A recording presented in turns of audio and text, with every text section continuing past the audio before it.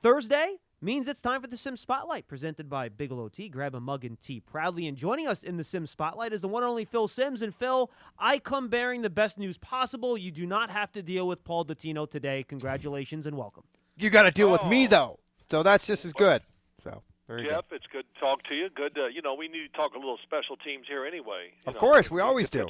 Yeah, absolutely. We always do. But I'm a little disappointed because, I like jostling with Paul because we all know that most of the time he's wrong. So. Yes, we do. We do.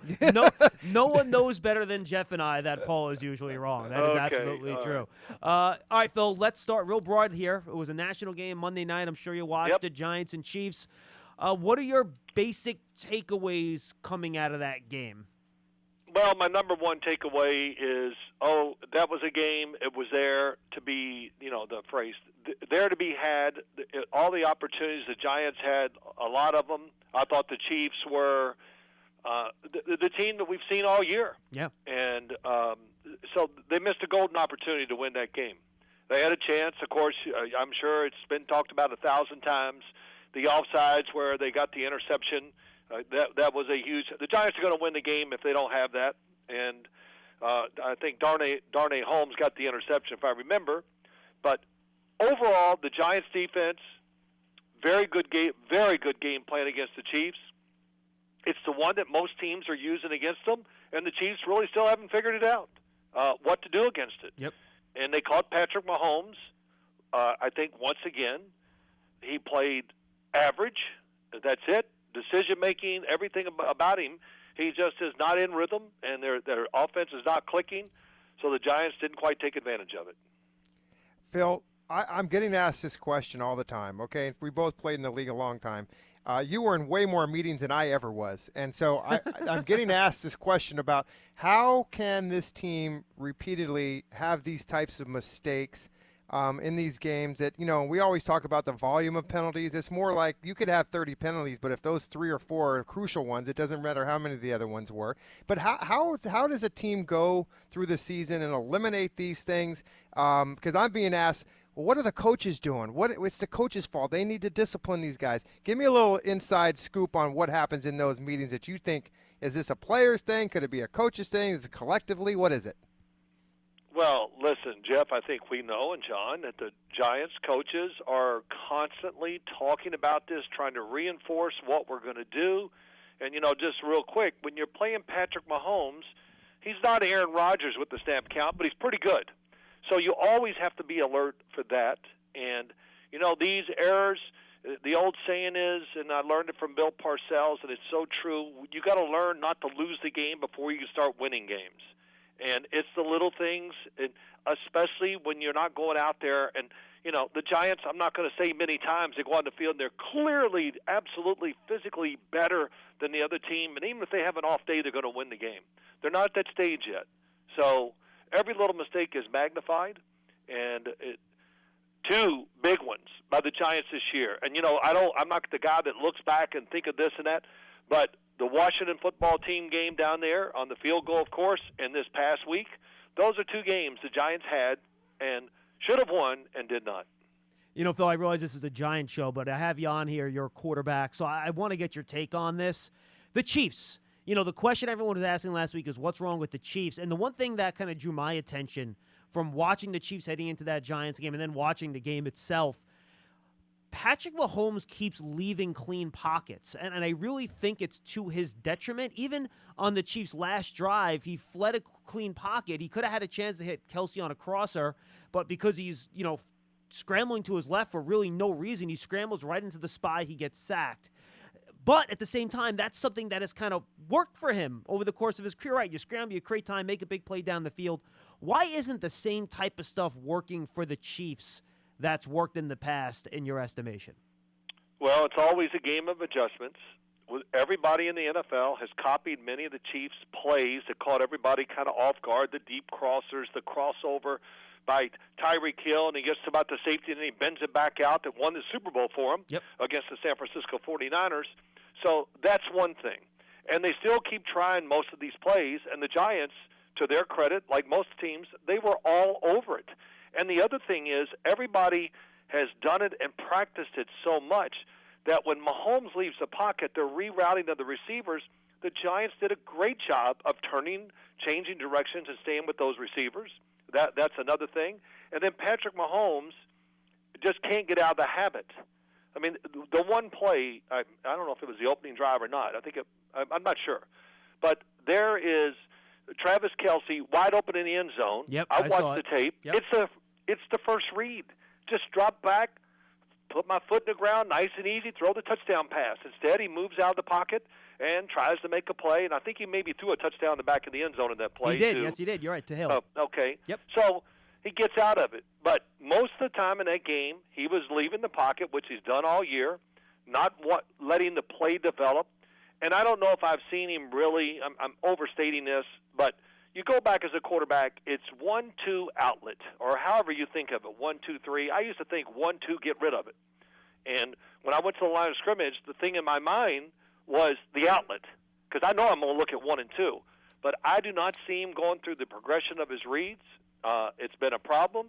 And the last thing is, once he escapes, since everybody's playing this kind of look at the quarterback defense, when he escapes right or left, there's always a free guy on that side, and the Giants have, and that guy comes flying up when he goes out, and now it's can he get rid of the football before the defender gets there. So it's a problem, and as a quarterback, you get in these ruts or whatever where you just can't get in the rhythm of what you want to do, and I kind of think that's what Patrick Mahomes is in right now. Phil, we always talk about the next man up mentality, and I think that it's a misconception in a little sense that there's these guys that are behind these starters for reasons, and so you have the cliche, hey, the next man up, and you are the next man up. You got to go out and perform, but how much is it that when you're asked to do that, you got to have a little bit of an expectation that this guy is not going to be the next the Sterling Shepard or whoever they're trying to replace when you have some of these receivers. What do you think about that, and how do the Giants combat that? Like, do they come out with a simplified game plan, like especially going into this week against the Raiders? The Giants' defense is playing very well right now. So I'm thinking that Jason Garrett, with these guys that are getting hurt, trying to put an offensive game plan with a lot of backups sometimes can be very difficult. It can be, and it depends on the positions. When it's offensive line, you try to help them out, which you can. I see every team in the league doing it, almost every week, especially when they think they got a disadvantage, so they're going to help offensive linemen out. And for receivers, things like that, well, they're, like you said, Jeff, they're a backup for a reason. The guy in front of them is better. And it's not about, just go win the job here and win this route or win this this play, so you help them out. And there's many ways to help them out, many, and it's endless. As I'm watching the Eagles, and I've been watching a lot of games today, and I'm just see formations and movement and whatever to make the defense back off and help the skill guys. Mm-hmm. And I think that is a huge part of NFL football now. I'm not an analytics guy. I don't look at numbers and talk about them a lot, but I think the analytics prove it out. More formations, movement, and all that stuff just you have greater chances of having success with plays.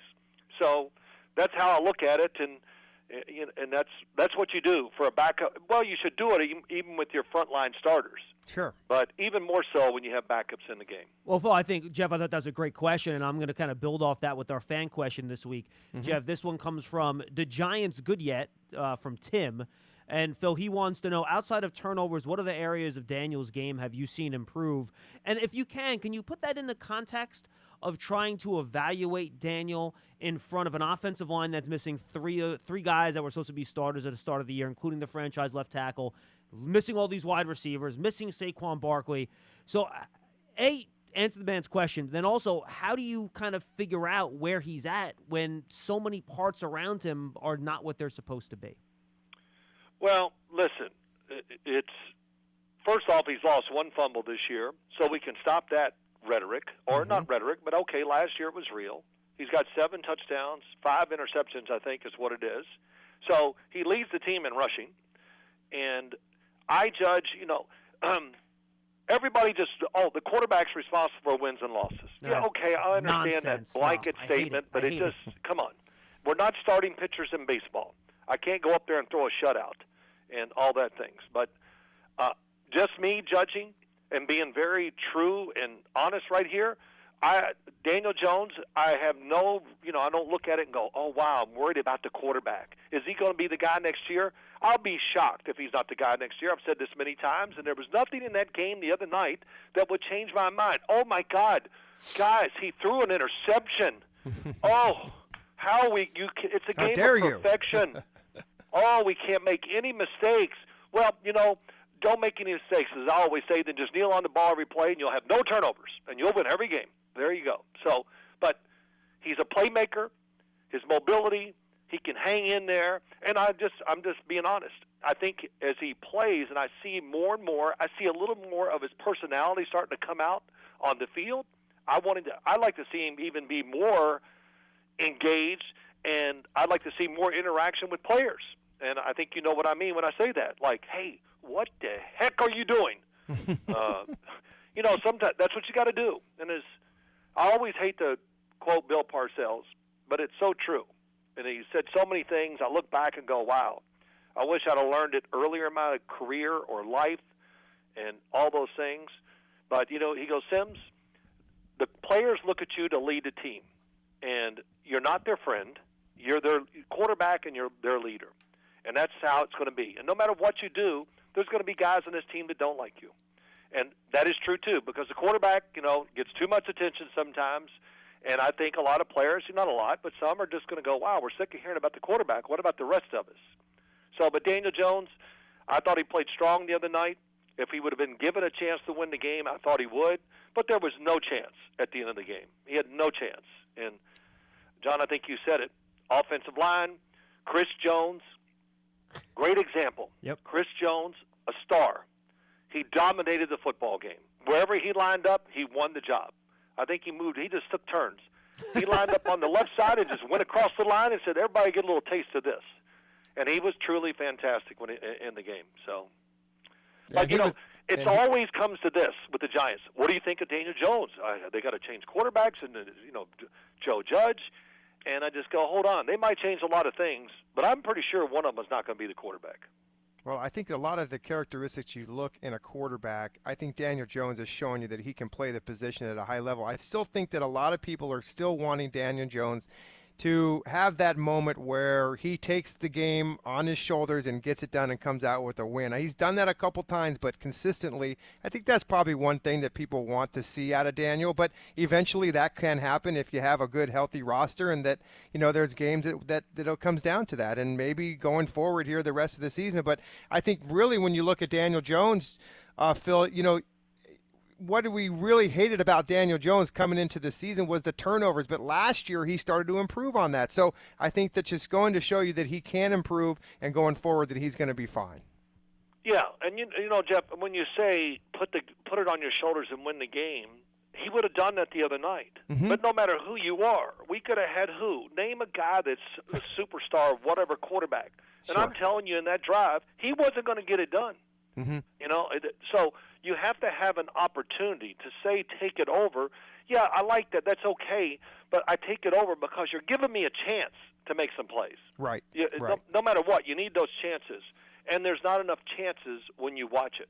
And I would say that through the year, giving more opportunities, our opinion would be totally different. And, of course, if they don't lose to the Washington football team and they found a way not to make the mistakes where they probably had a great chance to beat the Kansas City Chiefs, they would be 4-4, and we would be looking at this a lot different, I think. Yeah. Otherwise, we would be complaining, well, they're only 4-4. Yeah, they really could be 5-3 if you think about it with that Atlanta game too. So. Well, yeah, that one too. That's a good point. And but they're a team. The margin of error right now is still small. Very. I'm hoping here, just soon, whenever this year, that everything comes together health-wise, where we can really see what the Giants are, and we'll get a better picture, I think, of Daniel Jones, too. Well, Phil, hopefully we're going to talk to you in 2 weeks before the Bucs game. There's a bye week in between, so hopefully at that point some of these guys will be coming back. But before we do say goodbye, I should ask you about the Raiders on both sides of the ball. First, defensively, this is probably going to be very similar to a question I asked you when the Giants were going up against Carolina, but I think, frankly, the Raiders' edge players in front in terms of pass rushing is probably even better than what Carolina puts on the field. So with Andrew Thomas still out, with all these weapons, still it looks like they're not going to be there for the Giants this week. No Galladay, probably no Shepard. How do the Giants approach this Raider defense, which has been really good against the pass this year in the secondary and up front? How do they try to move the ball and score some points this week? Well, that's a good question. Listen, I know about what Daniel Jones is going through with skill people. In 1986, we went through a stage where, my gosh, our receivers, Jeff Hostetler was running routes for me. And he probably wasn't too happy with it because I was throwing it right across the middle, and Monday Night Football, Ronnie Lott came up and crushed him. But that's where we were at, and it feels like they're there. But to talk about the Raider defense, they play extremely hard. It's impressive to watch them play. Gus Bradley has done a great job. Max Crosby and Yannick Ngakoue, they're the guys. They get after the quarterback. They make it tough, that's for sure. And, I just think they're a well-coached team. And I think on the offensive side, the O-line is pretty aggressive. They got good skill guys. I know they're going to miss Henry Ruggs, but they still have Edwards out there. So he can probably be a little bigger part of the offense. And Derek Carr is the offense. They have every play in the NFL in their playbook every week. The Raiders are extremely diverse in what they do. They're aggressive. And Derek Carr, it's the best I've ever seen him throw a football 2 weeks ago against the Philadelphia Eagles. He made great throws. He's a very patient quarterback. He tries not to take chances, but when he wants to, he's got the ability to make it happen. So it's going to be a good matchup, but it gives the one thing I think is going in the Giants' favor. The Raiders traveling, of course, cross country, the way the Giants lost, but the Raiders, the situation they're in right now, lost John Gruden, this hanging over their head about Henry Ruggs. These are emotional issues. So I'm interested to see how they play, but I would not be shocked if the Giants find a way to win the game. That's for sure. Phil, excellent stuff. We really appreciate it. That's the Sim Spotlight presented by Bigelow Tea. Grab a mug and tea proudly. Phil, we'll talk to you in a couple weeks. Enjoy the bye. And, of course, the fans can find you on the CBS pregame show coming up this Sunday. Thanks a lot. Thank you, Phil. John, good talking Jeff, to you. Good talking to both of you, man. You too. Take care. Okay, have a great day. Thanks, Phil. You too. That is Phil Simms. Again, it's the Sim Spotlight presented by Bigelow Tea. Grab a mug and tea proudly.